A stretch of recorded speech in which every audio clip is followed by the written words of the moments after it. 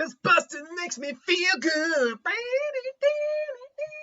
I'm afraid no ghost. Ghostbusters, Frozen Empire's here. Yeah. I had to open up some way.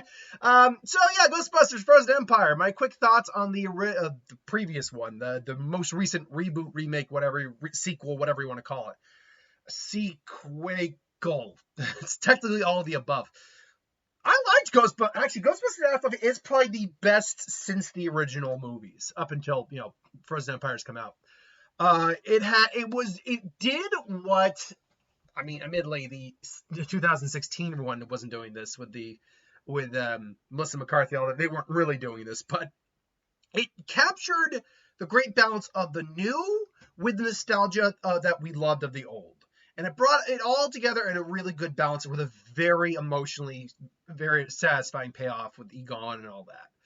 So now we have Frozen Empire, the continuation of this new incarnation, this continuing incarnation, I guess we'll call it, of the Ghostbusters, and I said it in my out of theater review, and I still stand by it. It's not as good as Afterlife. I'll go into things I did not think worked or were not as well thought out in this version compared to this movie compared to the other one.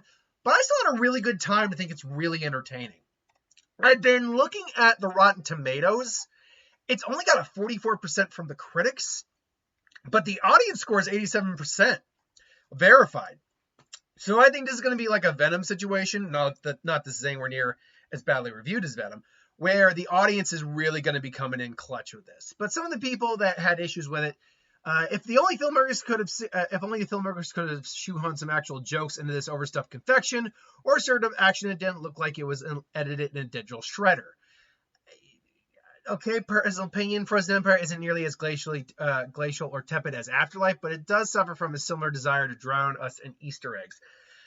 That tells me you didn't like Afterlife to begin with, so I don't know. Blunt Gen X nostalgia play, a tribute act grinding out the oldies on a cruise ship to nowhere. Okay, a Blunt Gen X nostalgia play, I'm sorry, that's a bullshit statement right there, dude. But then there are people who did like it. I definitely would have fallen on the positive percentage. The movie is what you see there. They've been ghostbusting now. It's been about 2 years since Afterlife. Paul Rudd's still dating their mom. They're clearly in a actually serious relationship. They've reopened the fire station, and they're reopening the Ghostbusters. We actually open up basically... we open up with a really cool scene taking place in 1913, revealing the orb we find in the movie that has the entity in it. And it's a pretty, no pun intended, chilling scene. Like, it's got a good vibe to it. Like, okay, we're going places here. And we cut to them in Amarte hunting the dragon sewer ghosts. And then obviously you see Walter Peck is now the mayor, and he's trying to get them disbanded, fired, whatever you want to call it. And the orb comes into the possession, I believe it's of Ray. And then we find out what's in there, and the evils come to, seek its vengeance. And there's a lot I think this movie does well and does right. First and foremost, I like all the performers. All the performers are still doing their best. Phoebe is the name of the Phoebe Spengler, but McKenna Grace is still really good as the character she played in the original, Phoebe Spengler. Finn Wolfhard still comes back, still playing his character as well. I like Karen Kuhn has a bit more meat because he just accepts the ghost now. She works there and they live in the fire station. Paul Rudd, I think, kind of like along with Phoebe McKenna is the anchor, because he's not a step parent. Like, they're not married, but he's kind of has to step parent, and there's scenes where he's trying to. And there's one scene in particular where he actually has to call Phoebe out on her shit. I'll get to that later, but he has to call Phoebe out on her shit. And you can tell, her mom, his girlfriend, is proud that he actually kind of put his foot down on her. But he's like, I hated doing that. It's like, yeah, I know. Well, great. It sucks, doesn't it? The effects still look really good. The villain itself looks really creepy and really cool. I wish we got to see a bit more of him, but he's always a presence in the movie. So this is one of those scenarios where, while we don't have a huge amount of screen time with the villain, when he is on screen, he works. And we've had enough build up for him, and his presence kind of felt throughout the movie, that it still works. And he's very intimidating. And the fact that, and killing people straight out die in this movie. Yeah, like, and horrific, grisly too, when you really think about it. Freezing to death, more or less. And I mean, like, shattering. You see that in the trailer, shattering. The new characters they bring in are pretty fun. I like Patton Oswalt's character. He's just played Patton Oswalt, but damn it, if he doesn't play Patton Oswalt well. Kumail Nanjiani is in the movie as well. He has a bigger role. You barely see him in the trailer, but he has actually a pretty vital role to the film when you really break it down. Because he's the one who sells the orb to Ray. Obviously, the original Ghostbusters, the remaining ones are still there. Ray's Dan Aykroyd. It's nice to see Dan Aykroyd not being just completely office rocker, but kind of being the fun Ray office rocker. Ernie's kind of is obviously the grounded one, and Bill Murray's there. Like, Bill Murray's just there to be there. But he's still Bill Murray. You still enjoy having him there. The ghosts, the designs of the ghosts are all really fun. The humor works pretty well, I think. There are some jokes that don't quite land, but there are some jokes that didn't quite land in the last one either. So it's nothing lost, nothing ventured. The beginning is fun. The middle, I will admit, does kind of take its time a little bit, but you're building and you got these character moments. And the relationships I do buy into mostly. Yeah, and then the finale. So the finale is, I think, a good way for me to transition to the stuff I either didn't like or had an issue with or just didn't work as well for me. The finale is not bad. It is not. It is that, fighting the evil monster, big boss finale you kind of want. But I will say, because of some of the other issues I'll bring up later, it is kind of just like, okay, this is even for Ghostbusters, this is kind of nonsensical to a degree, but I'm still here for it. It's fine. It gets tense at one point, and then it just goes like, oh god, Deus Ex, come on. But it's still fun. Where I'll start to lean into some issues I have, though, comes partly from a script design, and what I mean by that is the plot. There are elements in this movie where they were trying something new, and I'm like, okay, cool. And they just never really go all the way with it. For example, one of the plot points is Phoebe actually befriending a ghost. It's just a human ghost, mind you, but it's a ghost. And I'm digging it, and I dig the concept. What if you're a Ghostbuster and you're actually friends with a ghost? Is that wrong? Do you need to bust them? Like, what do you do? And I'll be honest, at points it leans almost to like there might be like a romance like involved, like she's in love with, or she has romantic feelings for this ghost. But it just never goes anywhere. And when they kind of like address like the issues this ghost had, like, is this the thing, personal item that holds you there or something like that? I used to think that, but this, and again at the end it's like, oh, okay, so you just completely said, oh yeah, that thing we said, yeah, that's the thing we said. Like, oh, okay, fine. While I love Kumail Nanjiani and he is fun in the movie, I'm like, this character just feels tacked on to this franchise. It's like, okay, this is getting a little weird. Like, even for Ghostbusters, it's getting a little silly. Another problem I have is there's just plot points that don't add up. Except for when you're just trying to make this one character look really cool. Or really smart or whatever. For example, you see in a trailer that a normal proton pack doesn't do anything to this ghost. In fact, he froze a proton blast. So they theorize that because they talk about this being, and they have a cool little background about the being where it's like on a stone tablet, and it's kind of like Man of Steel when they go into the background of Krypton with like the liquid metal. Think something like that, but like a stone tablet. And they talk about how brass, I believe it was brass, was used to was considered ought to be a magic metal that could contain spirits, so he was kept in a brass ball, which seemed to work. Well, Phoebe makes the bright idea to melt down brass and plate her rig, or plate her proton pack. Cool, awesome, that makes sense. And we see it has an effect compared to the normal proton pack. Why is she the only one that gets that? That's the Myers part. She's the only one who does that. Everyone else is like, nope, we're good. Yeah, there's no time. Bullshit. You don't know if you don't have time or not. Do it at the same time then. Like there's just, it's all to make her kind of look more badass than everyone else for some reason, when it's like there's no justification for that. Particularly when the film is like the result of the villain getting out and all that.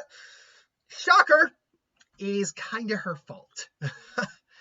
See, with Phoebe's character in the first movie, The Afterlife, she was able to toe that balance of, okay, there's points where this kid's a little annoying or not obnoxious, but a little like, if you were knowing her in real life, you'd be like, chill out, it's fine, chill. Like the scene where she literally pulls the proton pack out on the cop, I'm like, you literally just threatened to kill him. I don't care how young, defensive you are about your heritage, all that. You just threatened to kill that man, kid. No bueno. Besides that, she's mostly really good in the first movie. It's not that she's bad, but the fact is, they said it's been 2 years, so she's 15. When you combine smart, awkward, a bit of a superiority complex, let's be freaking real, and then teenage angst, that leads you to a character who's is making bad decisions because the writing has made her stupid. She's making bad decisions because the writing has made her stupid. Because it needs a reason to have the plot happen. She does something in the film. All I'll say is it involves her ghost friend, so she can interact with her. And it's something that's never been tested. And it's the scene where you see her start screaming. I'm like, you had no idea that would work. That could have actually killed you. And they just don't,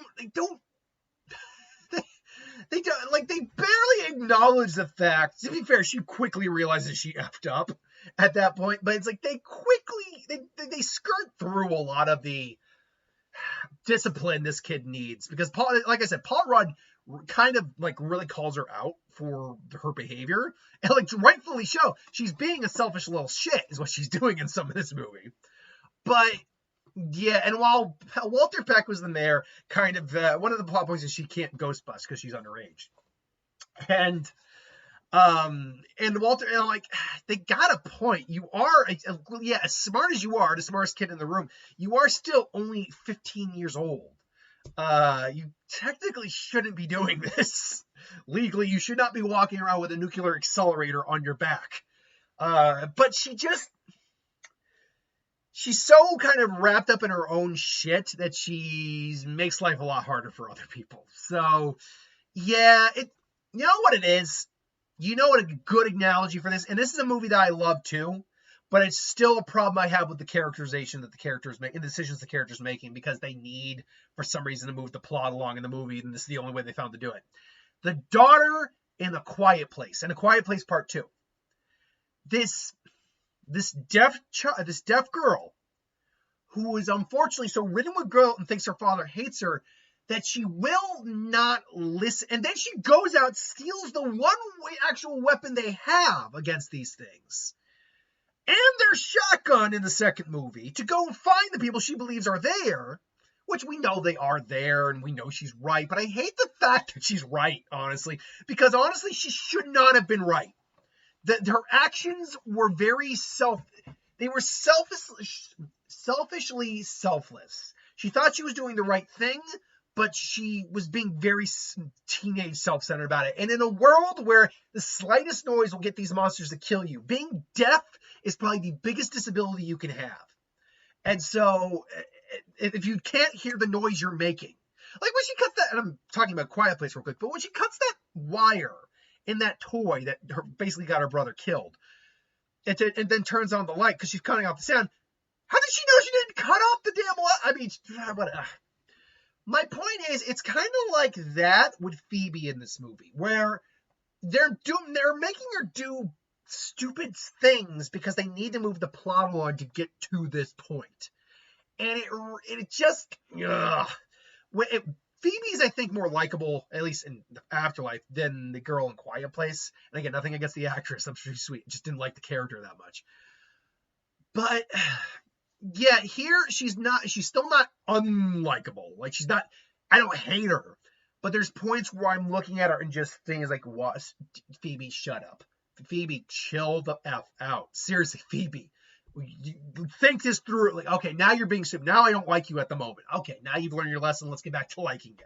It's like that. It's like you don't perpetually hate her, but you're watching her like, stop making these dumbass decisions. We're literally supposed to be smarter than this.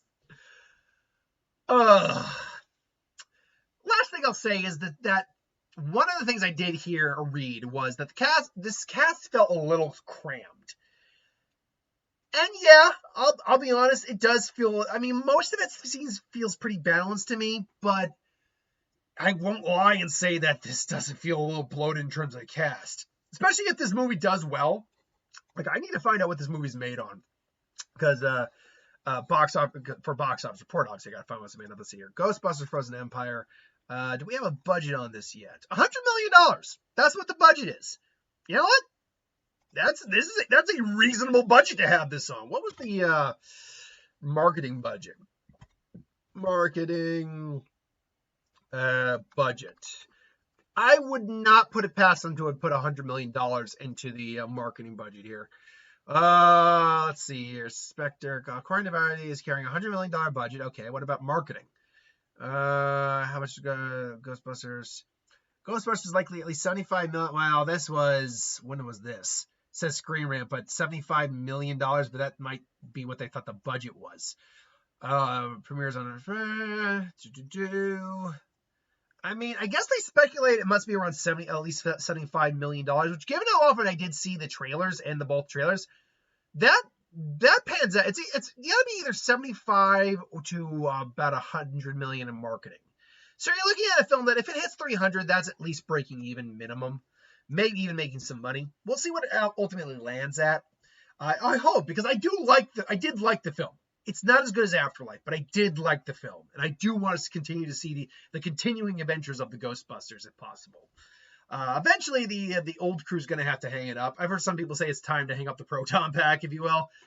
I'm not necessarily against that idea, but at the same time, or at the very least, let the new crew really take over.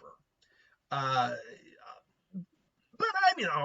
as long as the movie seems to entertain the public, I think that's all that really matters. So I don't know. I like the film. I had a good time with it. What do you think? Let me know in the comments below. But until then, thanks for watching. Hope you enjoyed. See you guys for the next one.